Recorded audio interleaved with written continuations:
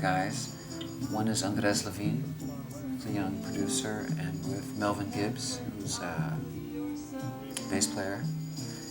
And we wrote most of the songs together.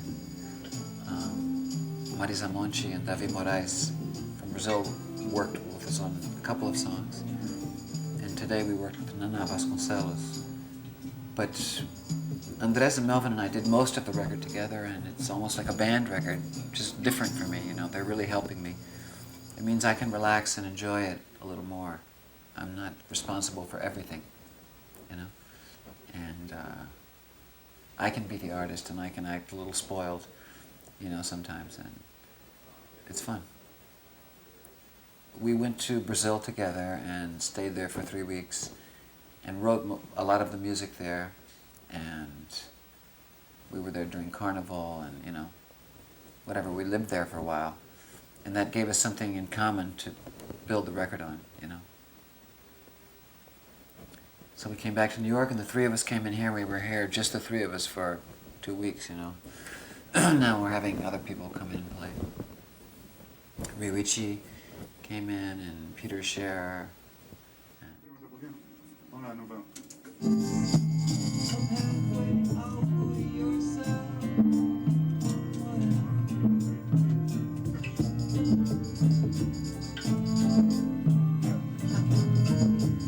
Let's see. I think expression is something that's inevitable, that you don't have to worry about it as much as people do. You know, I think that it's more helpful, at least when you're making art or music, to think about yourself in different ways, you know.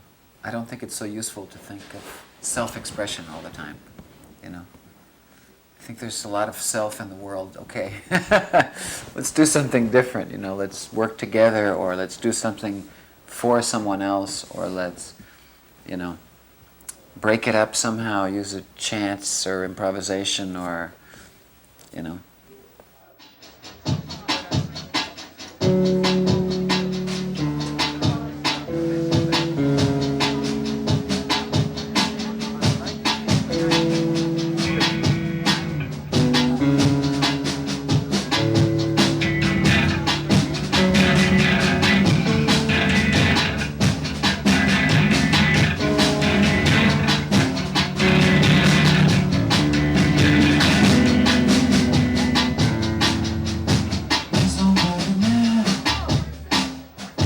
As big as life,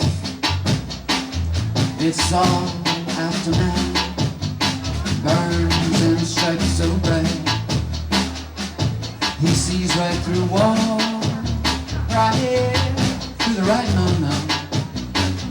2 years old when he's playing those games. He's not tame, he's not slim yet. Give him to eat, child prodigy. His head is barely hard, he is so hard-headed. Hair is hardly parted, he's a man of parts. You can't be jealous, just makes you feel bigger. 2 years old, you'll never be the same. He's not trained to put you through your paces. Feed him, give him to eat. Child prodigy, child prodigy. Always a dream, child is yours. A children's child, child of a child. Prodigy, take it all in till you cry. There's always more blue, crazy, more laziness to make you cry.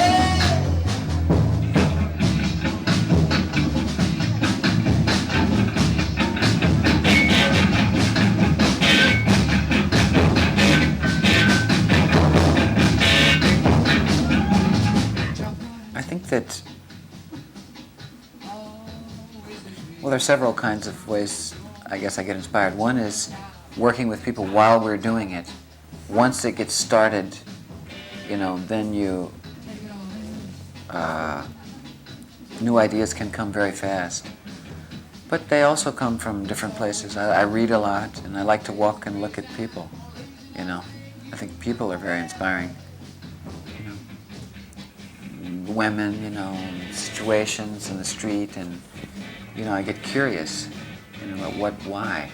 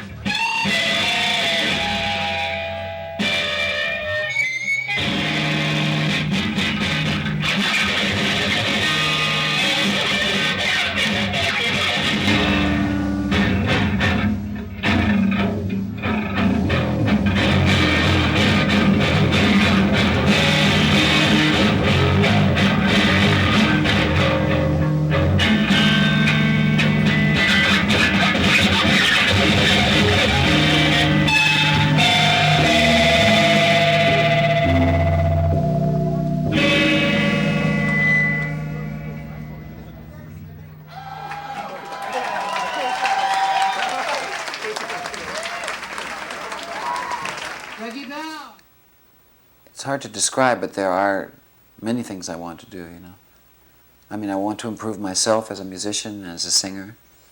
And there are many ideas I have that I can't quite make happen yet, that I'm always trying to realize, that you can't just exactly describe in words or something, but, to be more... I'm really interested in rhythm and how rhythm works, because rhythm is about repeating, but it's also about breaking away, So I'm trying different mixtures of different rhythms, and, I think that the human body likes crazier rhythms than they hear on the radio, I would like the rhythms to get more interesting, more playful, more physical, really, more literally, I don't...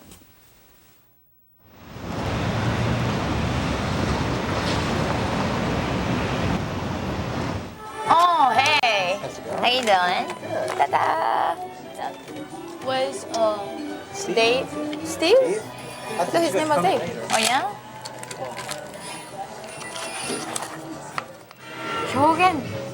表現してるとは別に何にもしてないかもしれないただ生きてるって感じです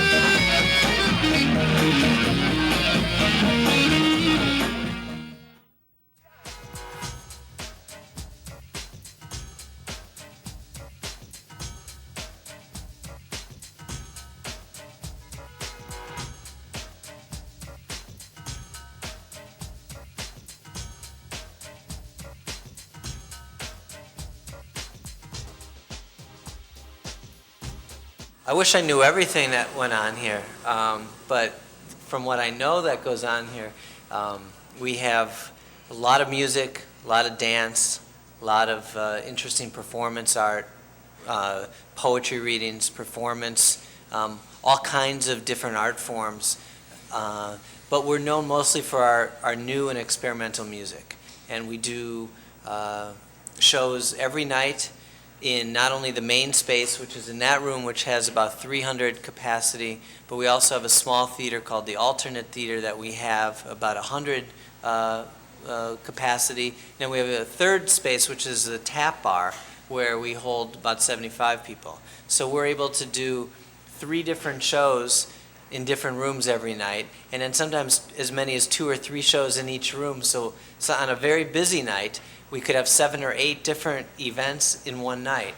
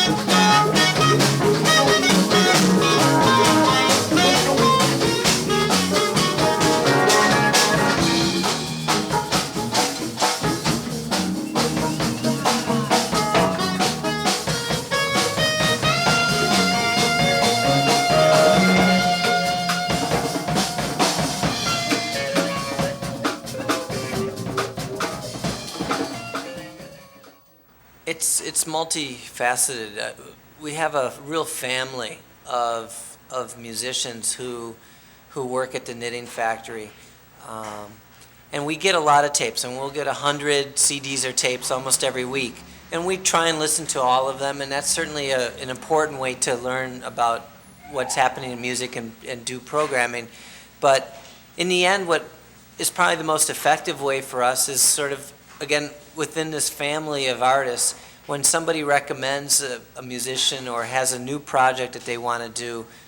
John Zorn, for example, has a band he wants us to introduce to. He'll help recommend that we do it. And in fact, that's one way we really do a lot of programming, is that we will take recommendations from our friends.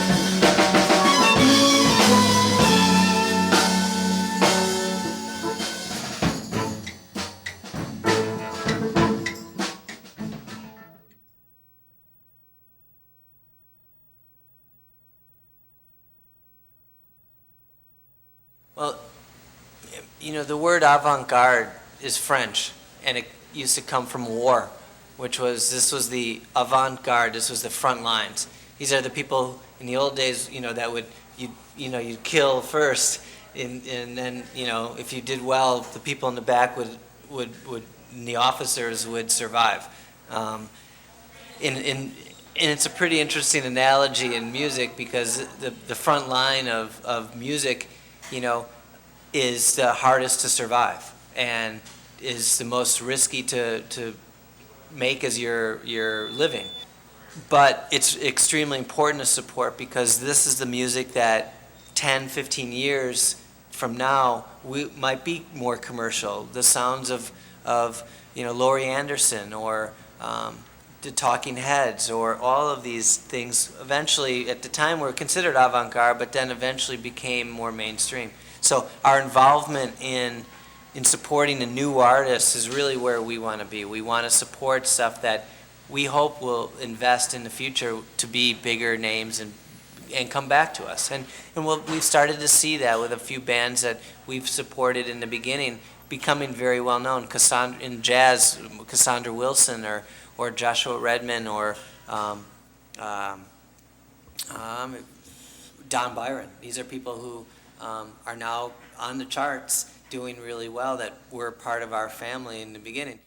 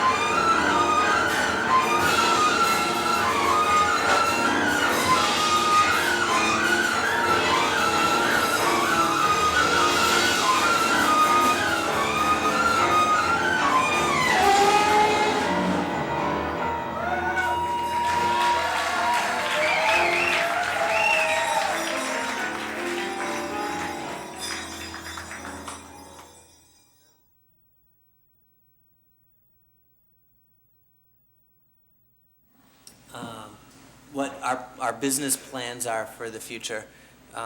We are creating what we're calling the knitwork, or the network of knitting factories, and this will be a chain with integrity. You know, we don't want to be McDonald's, obviously, but we also don't want to be a Blue Note that just opens up in places and doesn't really preserve some of the integrity of the music that, you know, they should have. We're looking to create a club in the right communities around the world, and we're working on it right now. We'll be opening in London and Los Angeles in the next year. After 1998, 99, maybe we'll be looking at, I'd love to come to Tokyo. We're looking at Paris, we're looking at Amsterdam, we're looking at a few other markets that have really good music communities, a lot of artists, a music industry, record labels and print and TV and radio that are strong markets, that there's a lot of artists. I mean, for us, we want to go to a city that has a great community of artists. That's the most important element. We do a lot of work on the internet, and one of the areas that the internet offers us is the ability to reach a lot of people directly. You know, one of the problems of being a record company is a lot of people don't go to stores anymore to buy records. And in the future, when we don't have to make records, we'll just be transferring digits on the internet and using zeros and ones, because music is digital anyways. We're going to be able to reach people directly in their homes, and they either will download it to their home CD writer, or it'll go on their big system, or however that will take place. I don't care. It doesn't matter. For me, as a producer, I'm interested in getting the music from these places where we're creating music directly to the consumer.